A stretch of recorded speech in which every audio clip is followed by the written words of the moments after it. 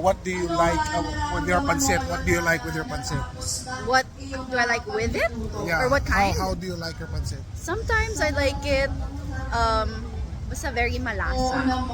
Malasa, the texture, the noodle texture is there, the bite, yun. And yun, yung malinamnam. Thank you, Janina. Comforting. Yep. Yes, yung tagos sa kaluluwa. Thank you. Love it. Mga putahe na Anong hinahanap mo sa adobo, Kevin? Gusto ko yung lasang lutong bahay, mag-garlic, maasim-asim ng konti, mas mataba. Yan, yung fat, masarap yun eh, no?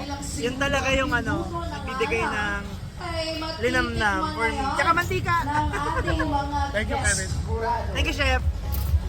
kinikilatis ang bawat putahe, yung mga nauna na pong nailapag sa table. A gentle reminder of our time.